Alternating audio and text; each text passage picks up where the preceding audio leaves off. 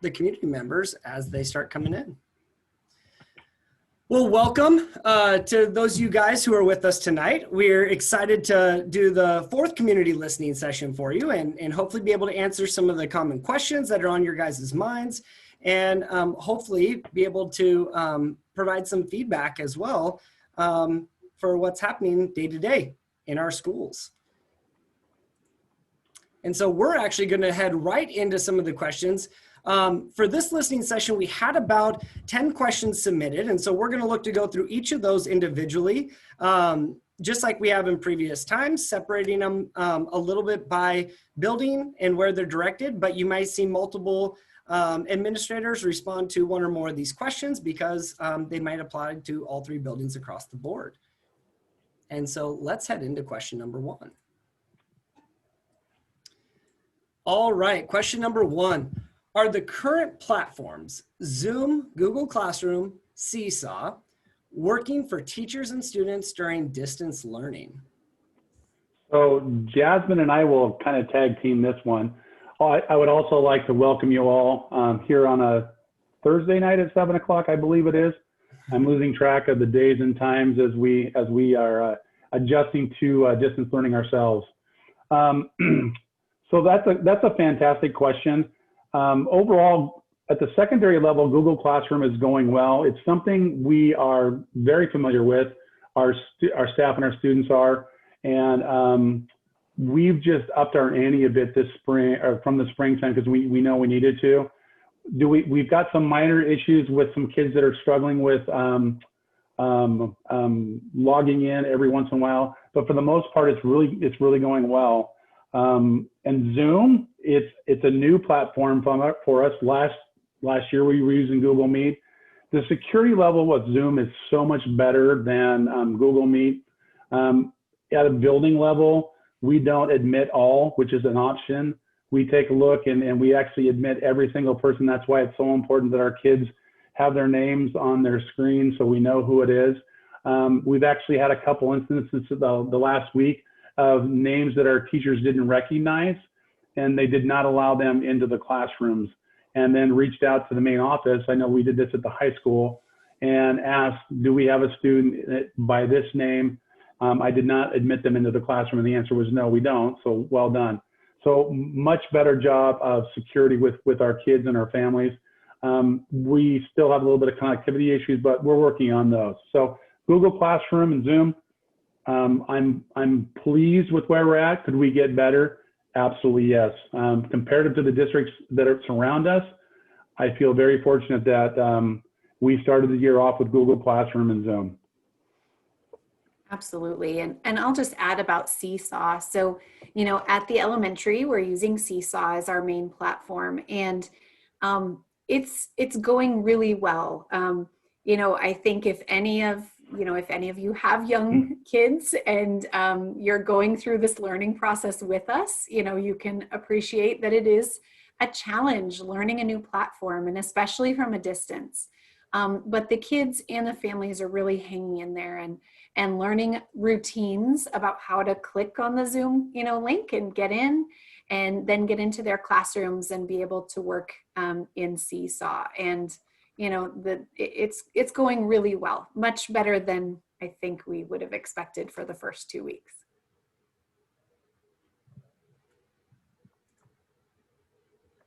All right, thank you guys. Question number two, do high school seniors need to take SATs this year? That's a great question. And I really believe it depends on the school that your students are wanting to attend.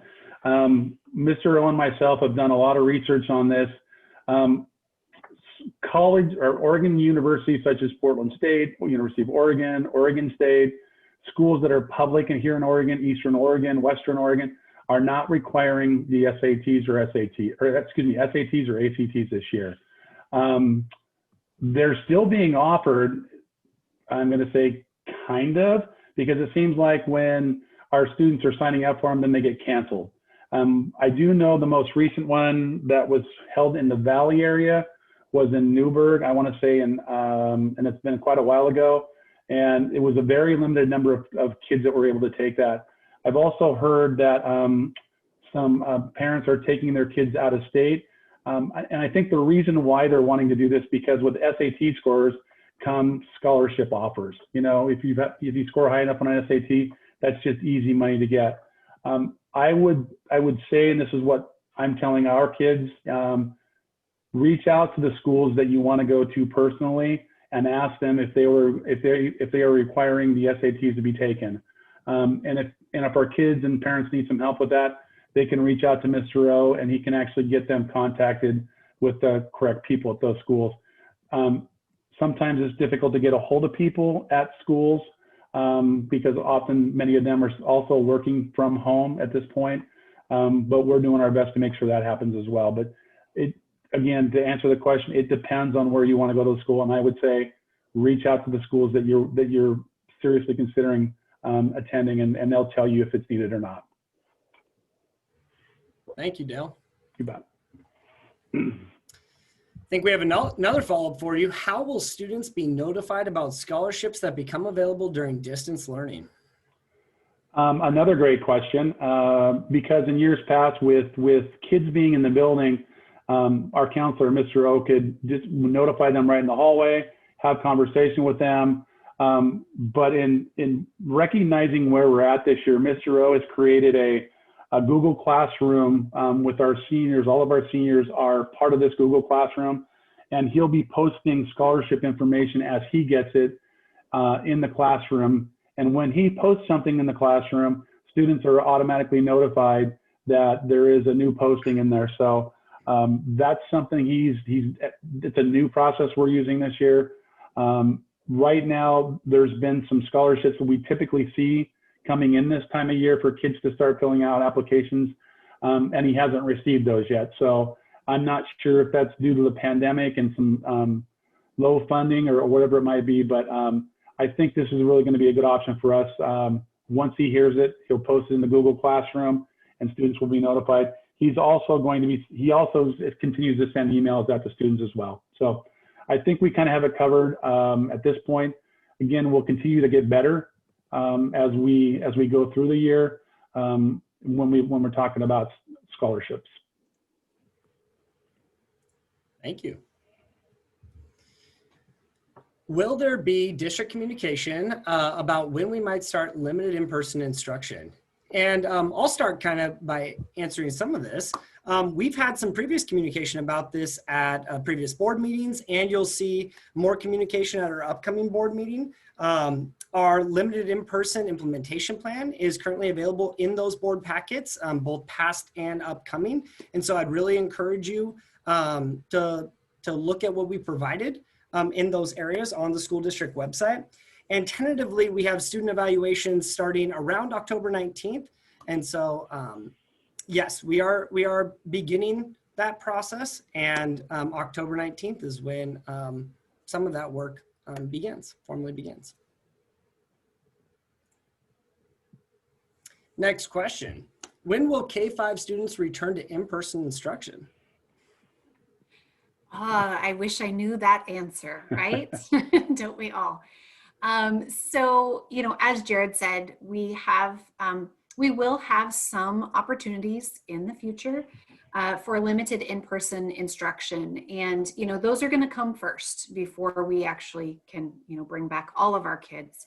But according to how the governor set up the metrics, you know, that we have to follow, the K through 3 students do have that opportunity before our 4-5 students. So again, it's like 30 cases per 100,000 in the county. You know, it's still, we're a ways from it still, but it will be available to K3 before it would be available to 4-5. So if I knew that, I would certainly tell you the date, but you know, for now, we're just going to focus on getting our kids in when we can and doing the best that we can with them, you know, until then. Thanks, Jasmine. All right. How are teachers assessing student progress and determining how quickly to move through content area standards? This is where I wouldn't say we struggle a little bit at the secondary level, but having kids right smack dab in front of us in a classroom, makes it much easier to do checks for understanding. So for those non-educational folks, oftentimes when teachers are teaching, they do a lesson, they provide some time for kids to work on the things they're talking about. That could be working in pairs, could be working individually or in groups. And as they're doing that, teachers are walking around the classroom, looking at student work, checking for understanding, asking questions. So that's become a little bit more difficult with regards to this digital learning process, but I've heard some wonderful things from teachers at my building. An example of that is when we start to go into when we start to going into that work session time, teachers are putting kids into the breakout rooms, and they're popping in and out of those breakout rooms and asking those questions that you would typically ask while you're walking around the classroom. So some real thought that's been put into place with how can we assess student learning, and that's what's happening now. It also goes with the weekly assignments that kids are doing, as well as the formative assessments that kids will be taking. We, us old people, we used to call those Friday quizzes that are not so much done on Fridays anymore, but we call them formative assessments because formative part means what does our student know about the teaching and learning that happened the previous days, and what do I need to do next to make sure that they're learning at the level they need to learn at. So with all of those things that they're doing and the wonderful things that they're experimenting with as far as engagement and understanding, they're quickly figuring out our kids and at the levels of what they're learning. So they're doing a good job at the secondary level for sure. And I think Jasmine's going to talk about the elementary, if I remember right. Oh, sure. Yeah. So, it's different somewhat at the elementary level. Some of our kids can write out and do things like exit tickets, at the end of class, just sort of answering a question or summarizing what they learned. Whereas some of our kids are really young still. And so trying to figure out exactly where they are is a little bit of a challenge when we're trying to do our assessing. And so we're working and getting better at figuring out how to do this in a virtual format.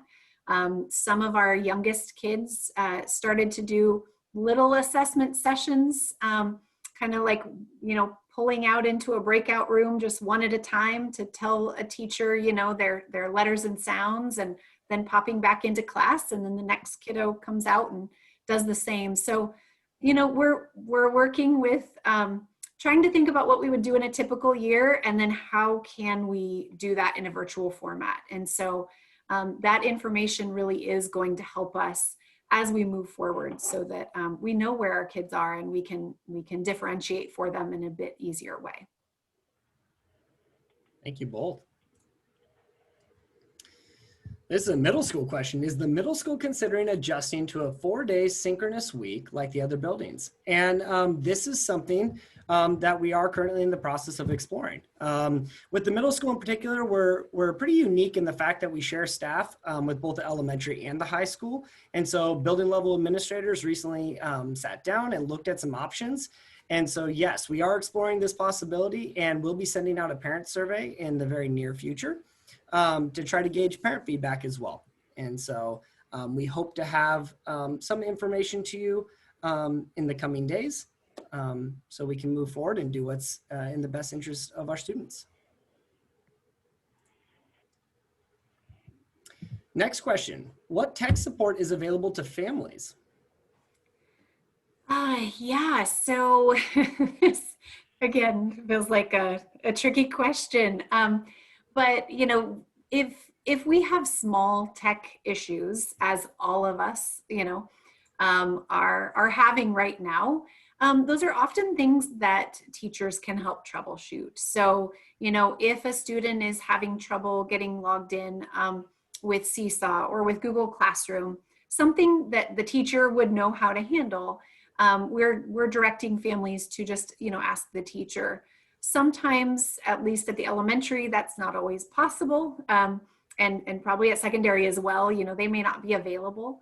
But the office is also available, and they can handle, in addition, kind of like the Chromebook isn't working, or the camera's not working on it, or, you know, something like that, where they need a little bit more troubleshooting.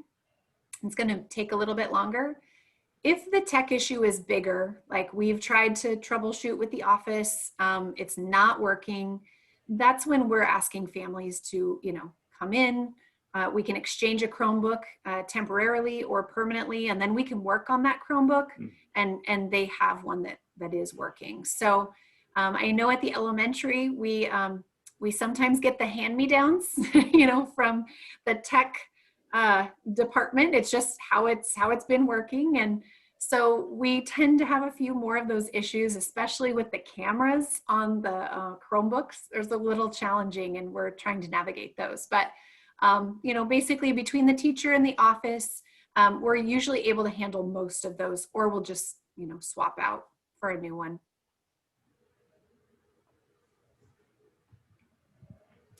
Yeah, and at secondary, or at least at MAMS in particular as well, if there are minor tech issues, you know, related to classroom instructional, like Google Classroom, teachers can generally help with that. If there are major issues in general, feel free to reach out to the office. We have some support staff available, including myself, and we are able to help you and your students navigate those concerns, because the last thing we want you to do is be frustrated at home and just have that increased anxiety and like I said, frustration build up. We want your student in those classrooms and being able to get access instruction each and every day.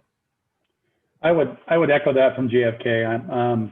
I know Sherry and Brianna have fielded a lot of calls from, I wouldn't say a lot, let me back up. I've fielded phone calls in the last 2 weeks about tech issues, and they've done a wonderful job of trying to troubleshoot through and have been successful on most of those calls. We also have our digital learning specialist, McKenna Coons, who also is helping our staff with regards to some issues when they get busy teaching. She's also teaching a 4-period day, so she's taking time out of her day to help there. And then again, the tougher issues that we have, we try to take care of at the office at JFK. So I'm going to echo exactly what Jared just said. Please don't hesitate to call into the office if you're having issues. We're looking to get some more hotspots, you know, because we know connectivity is an issue in the district, and so with some of our families that have 4 and 5 kids at home and they're trying to do the work, and one hotspot doesn't necessarily help that out. So there's still things that we're working on to help our families, but by all means, please call into the office at JFK or MAMS or St. Mary's. We're there to help you. We want to alleviate the frustrations that potentially come with kids not being able to log in into their classrooms or sitting in a waiting room or whatever it may be. We want to help alleviate those. So please do that. Yeah. All right. Why are teachers not teaching students live on Wednesdays? Well, I think this is the question. This is the $1 million question, right? Or the $1,000 question is, you know, with reduced time in the building and reduced classes, why are we not teaching on Saturday or on Wednesdays? Excuse me, not Saturdays. Why are we not teaching on Wednesdays? Just for the pure understanding of how difficult it is to create lessons that are engaging, activities that are engaging on virtually with distance learning is very difficult. I could tell you this, and probably any teacher would tell you this. We can create engaging lesson plans almost in our sleep for those that have done it a long time, where we have activities, but this is a whole new process for us. Even though we've had time to create these lessons, there's a lot of things we've had to do prior to school starting.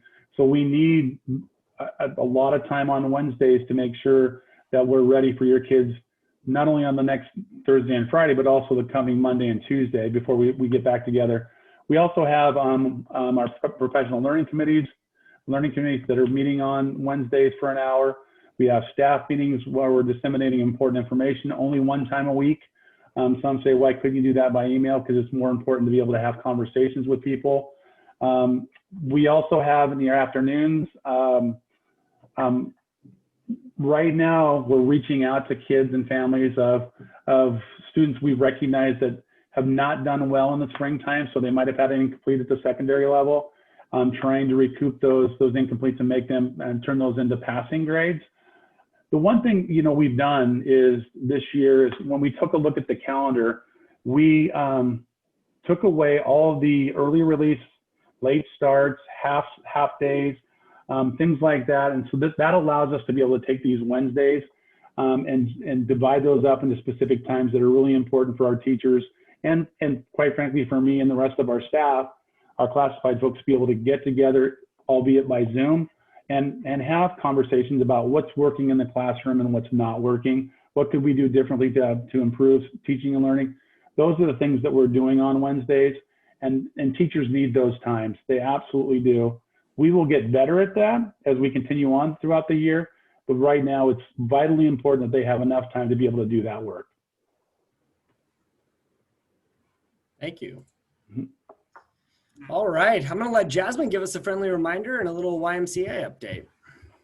Absolutely. So we have been very fortunate to be able to partner with the YMCA and offer, you know, childcare and really school support, academic support for many families. So we have the YMCA set up in the old gym, which is right across the street, you know, from St. Mary's. They currently have, let's see, the last time I spoke with them, they had about 14 students. They have space for 20 right now.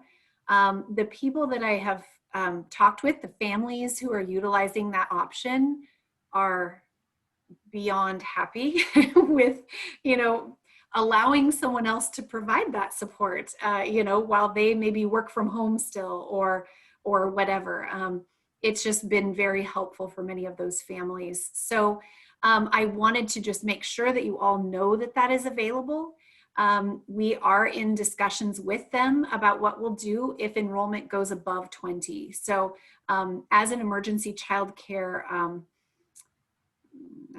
location, they are only allowed to have 20 in one location. So we have to look for another space in our district if we're going to expand that.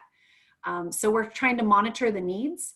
And if we have needs that are exceeding those 20 spots, then we are looking to open up a second location so that they can have another space. It's really important that we, you know, are able to support families in this way. So, you know, the information is on the St. Mary's website, but if you have questions, you can call our office and we can put you into contact with the YMCA folks. So yeah, it's a great opportunity if that's something you're looking for. All right. We are at the point where we're able to take some live questions around instruction and what might be happening at a building level. I did see one question that was, what is a 4-day synchronous week? And that might be in relation to the middle school question. The middle school is currently in a hybrid model where it's teacher facilitated instruction 2 days a week, and then 3 days a week, it's what we call the applied learning days or asynchronous instruction. So 4-day week would look at like 4 days of teacher facilitated instruction. So live teachers, Mount Angel Middle School teachers, teaching our students 4 days a week.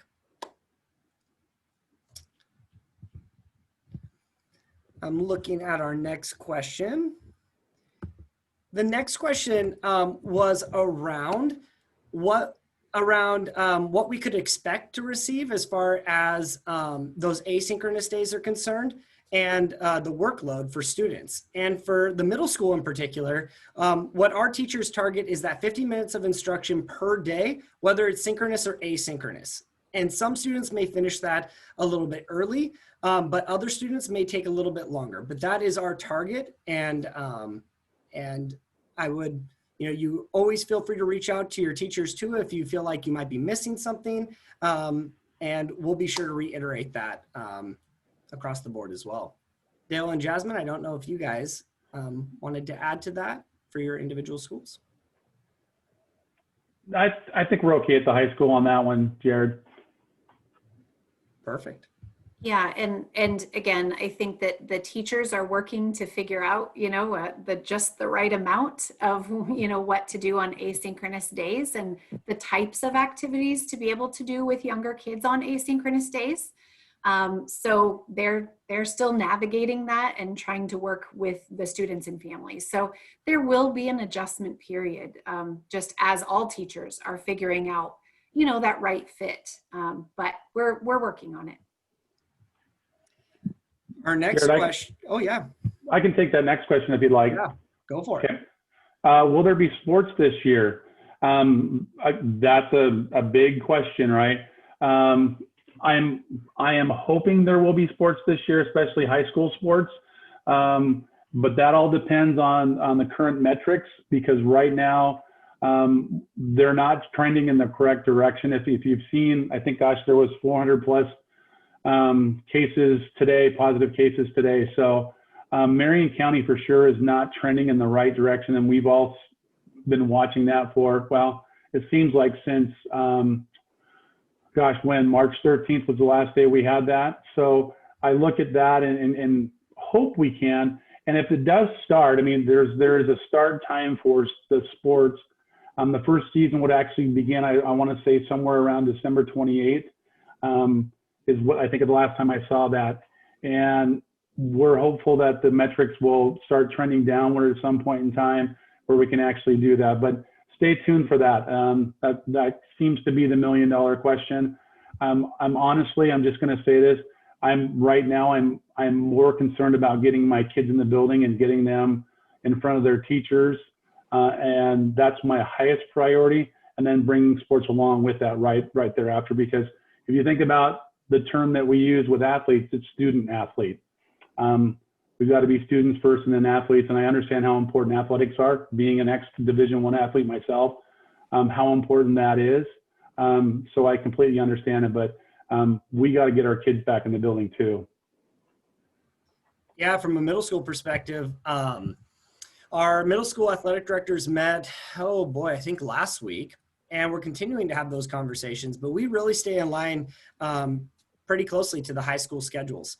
And so when high schools and OSAA kind of passes down their decisions and their timelines, we look at a lot of factors, everything from availability of referees and umpires to transportation concerns to safety concerns.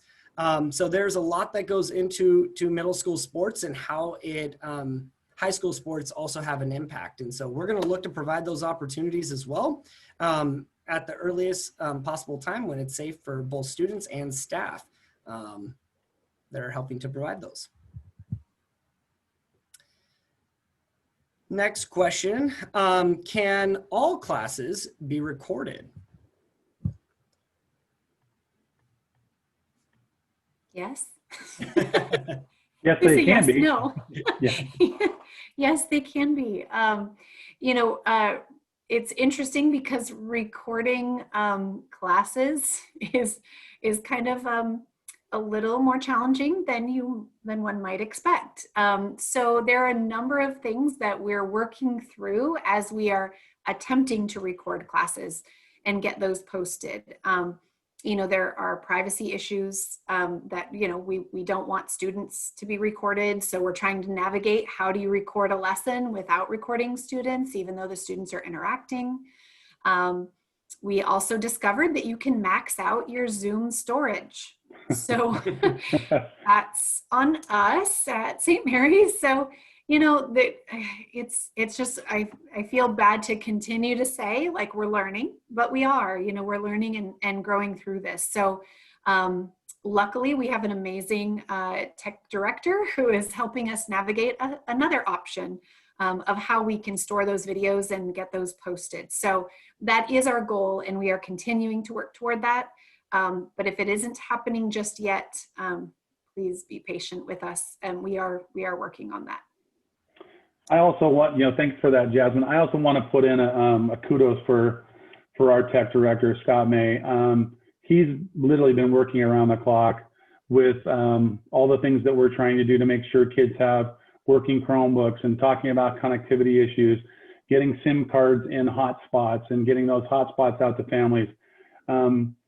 We have one tech person in our district, and which is probably pretty common for districts our size, where the districts around us have many more folks working on tech issues. So We can only pull Scott so many ways. And I'm so appreciative of the work that he's doing. It's the simple things that you think would go through. We had just a little issue with in our advisory class today with Naviance not working properly. And so both Scott and I got on the phone right away with the folks from Naviance, but that's the kind of stuff that pulls him away from things like that he's doing. But hats certainly off to Scott for all the hard work that he's doing. He's burning the midnight oil for sure. Absolutely. Yeah, and I would echo what Ms. Winslow said just around the recordings there. There's that possibility piece where we're definitely trying to move in that direction. There's also the staff training and development piece of how does that work safely with students in our classroom, and how do we protect students in that process. And so that is our hope, and we'll be working towards that in the very near future. I saw a question out about survey for the middle school as far as a schedule increase, the 4-day synchronous schedule increase, and when that might be sent out. My plan is to send that out tomorrow. And so be on the lookout. Usually with any kind of survey, we kind of do some multiple rounds of pushing that out. That way we make sure we get enough feedback to make informed decisions and to help guide us in that process. So we're going to look to send out that first round tomorrow. With teachers doing what they do on Wednesdays, why is it still necessary to have an in-service day like tomorrow?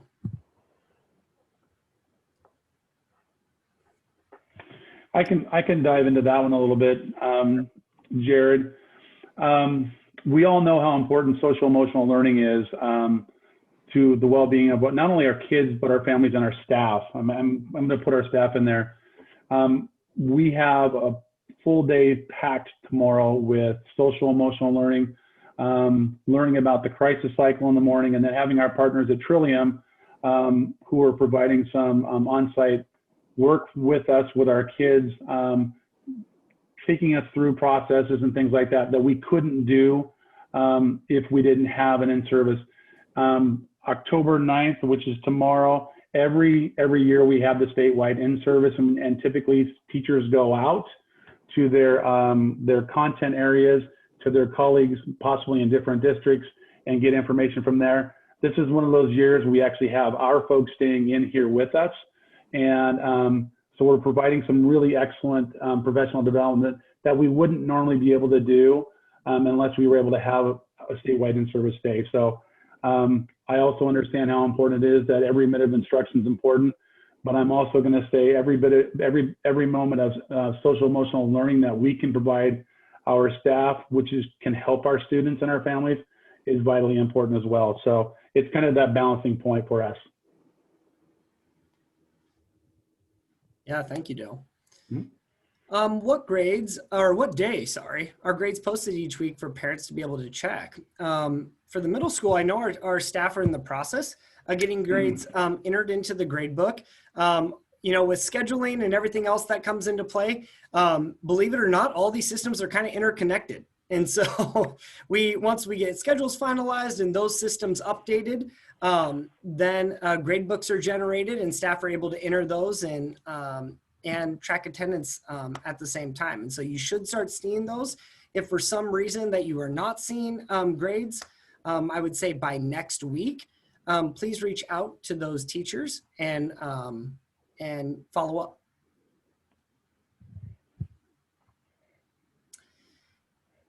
Is this Zoom meeting information available in Spanish? What is the reasoning behind not having simultaneous interpretation?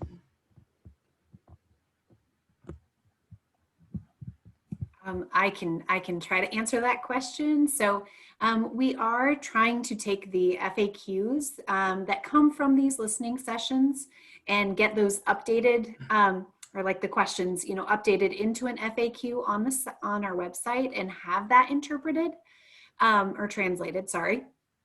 But we have not yet trained staff in how to provide the simultaneous interpretation during Zoom meetings. And so we have asked our tech department to reach out to our person we're consulting with about Zoom, to have him start to train our interpreters so that we can offer that live. And that is a big priority for us. So we really want to be able to offer that. There's just, again, so many hours in the day, and some of those things are just not happening as quickly as we'd like. No one's fault. It's just, there's a lot to get done in a small district, and somebody has to do it. So we're reaching out to additional people and hoping to get that started soon.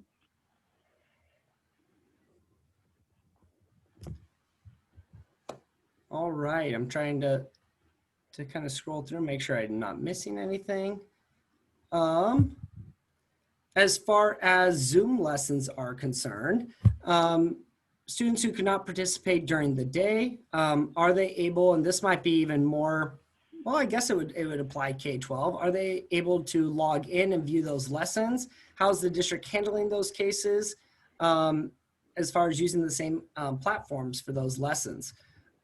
Do either one of you guys want to address one of those? I can just tell you what the elementary is doing. So, right now the teachers are looking at, which elements of the lessons are vitally important to be able to do those lessons. And so what they're finding with Seesaw, it actually is pretty, it's user-friendly for kids. And in the directions portion, they can actually record a short video in the directions or even audio directions. So the teachers are finding that a lot of that is actually easier to do in the short term while we're still working on the video element. So again, some videos are being posted, but now that we've run into kind of storage issues with Zoom, we're trying to work on that. But that's how we're navigating it for now. Also reaching out to families and offering support during office hours if we're able to reach the families. That way, sometimes in the evenings, just trying to follow up with the families that need that support to see how they need that information. I would echo what Jasmine's saying on that. You would think that there's going to be high schoolers that might be working or taking care of younger siblings, things like that prevent them from logging on when their class starts. So at the high school level, our kids do a great job of reaching out to their teachers and having conversations with their teachers. An example of that today would be, or I think it was today, where one of the kids said, "Hey, yesterday, I'm not going to be in second period tomorrow, Mr. So-and-so, because I'm at an orthodontist appointment." Well, thank you for that, but you need to make sure that your parents are calling the office to excuse that absence. So while it's really kind of cool they're doing that, and then our teachers are super responsive about getting back to kids. I can't give you a number right now of how many of our staff are recording their lessons again, because we're trying to figure out the processes to do that to make sure that we're not violating any privacy issues or privacy things. But I think that's our hope, is that we can actually do that. But again, it's the storage issue that we're having. I know St. Mary's was, they were hogging up all the storage. I'm just kidding, Jasmine. But quite frankly, that's what it is. Zoom only gives you so much storage, and we almost reached our limit within the first week. So it's really difficult to do that. And I'm not sure what other districts are doing with that. I'm just going to be quite frank. I haven't had time to reach out to my colleagues in other districts to see what they're doing. So I wouldn't be the right person to answer that question. Yeah, I think actively working just to, like Dale said, communicate with students and families during those times when we're missing instruction.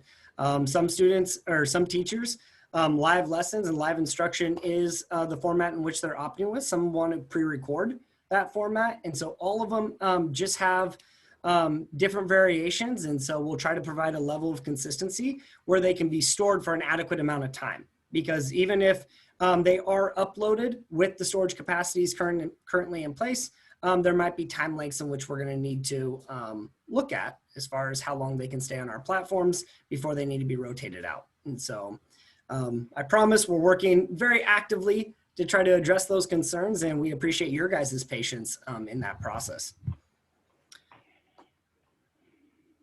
Gradebook. I'm looking at this. This question has to do with some teachers enter assignments that are upcoming and put in grades when the assignment is complete. Is it possible to standardize so that it's easy to see what assignments are upcoming and what the kids may need help getting completed? So standardizing the grade books a little bit, it sounds like. For the secondary level, absolutely. I think that's a communication piece with teachers. So that's great feedback to be able to talk to teachers just around what parents are seeing and how they're trying to support their student in a comprehensive distance learning model. And I'll let Jasmine speak a little bit to the elementary if you would like. Well, we don't really have grading currently, like active grading. We use rubrics and things. So we don't have grade book until really, and it's not available for families. So I'll pass it on to Dale and see if there's anything you want to add to the grading element. That's that really is a great question, because I'm looking at that thinking, how would it be great if we can stay consistent across the board with all of our teachers? And oftentimes that's kind of a job in itself. But when they hear from parents how important it is, especially in the world in which we live right now, where everything seems to be digital, and our kids are multiple kids in the family are on this, the consistency sake is really good for our folks to be able to see that, oh, that's an assignment that was posted, and it looks like it's going to be graded on this day. So those are conversations I can have with my staff. And see if we can actually incorporate that. But yeah, I love the idea. When I was teaching, I didn't necessarily do that. I would put the assignment in when we actually did the assignment that day. But I also know in my old school where I was an assistant principal, we'd have teachers that would do that. They would put the assignments in for the week, and then the kids knew what they were doing that entire week. So that's I love the idea, but I need to communicate that with my staff and see how they're doing with that, for sure. Next question is a great one. Can attendance at the middle school on asynchronous days be made easier for kids? Some teachers are sending exit teachers, others don't. And can it be sent first thing in the morning? We actually recognize this problem as well, and if we ever had the opportunity as well to move into that hybrid model, I was telling my colleagues here that we've gone through some of these trials and tribulations of what those asynchronous days look like and how to track attendance. The reality is there are so many different ways in which attendance can be counted at the secondary level in particular, but at the elementary level as well.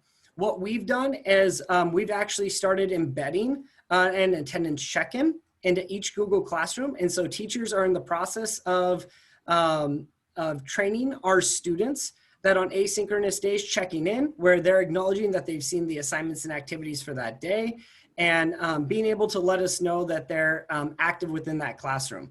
But there are many ways in which we count that. And so this is just one way that we're looking to problem solve the issue and streamline it a little bit more. So thank you for that.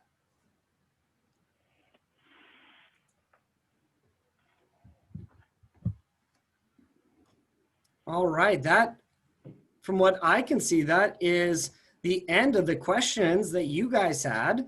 And we really appreciate you guys joining us tonight. As just us three, it was a great opportunity to be able to get in front of the community again. And you guys bring up some great questions that allows us to take this back to our staff and be able to navigate some of these concerns that are arising for students and families. So we really appreciate you and your time on a Thursday evening. Is there anything else the other two building administrators would like to say? I'm going to let Jasmine go first. Thank you so much. So yeah, I would just reiterate, thank you so much. And thank you for really, supporting the teachers as they're navigating this crazy time in education. It really is a challenge, and we recognize how much of a challenge it is for families. But please know that we are working very hard to try to meet you where you are and try to understand the needs, and as we go through, it is very helpful to hear your feedback. So we do really appreciate it, and just hang in there with us. we are working day in and day out to make it, you know, the best experience that we can. You know, none of us chose to be in this situation, certainly, but we are, you know, we're doing the best that we can. So thanks so much. And Dale, closing words?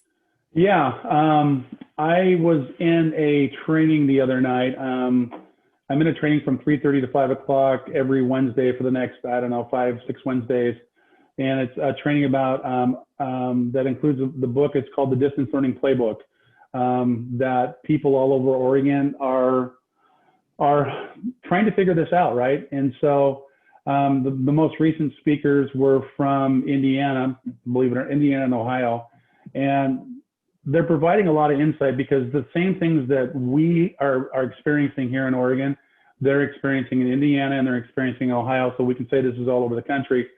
But if there's one thing, there's two things I'm going to say. I'm going to echo what the other administrators said. Thank you very much for your patience, because this is not easy work. And I don't think I'm amazed that teachers that could stay employed, that could retire, I would see they could do that, because this is really difficult work, you guys, and it's really super important that we hear from you. I'm going to ask you for this. Please don't wait for surveys to come out. If you've got some questions that you'd like to ask, please shoot those off to your building principals, or your students' teachers. We're happy to answer questions as quickly as we can. We like to turn them around in about 24 hours. So please don't wait for those surveys. The only way that we can get better is by getting feedback and input from you all. If we don't hear, then we're going to think we're doing pretty well, right? And so we know that we need to get better. And there's, you know, what we were doing in the spring is called crisis teaching. We were in crisis mode. We didn't have any time to plan. And now we're truly doing this thing called distance learning. And what I truly believe, and I've seen this in my staff, and I think I can speak for the other two, our teachers are doing way better in the fall with the work that they're doing than what we had to do in the spring. And that was super difficult in the spring. So thank you for your grace and patience, and keep the questions coming, y'all. We look forward to working with you and partnering with you to make sure that your kids are getting the education they need to get. So please reach out to us when you can. Thank you all for your time. Have a great evening. See you.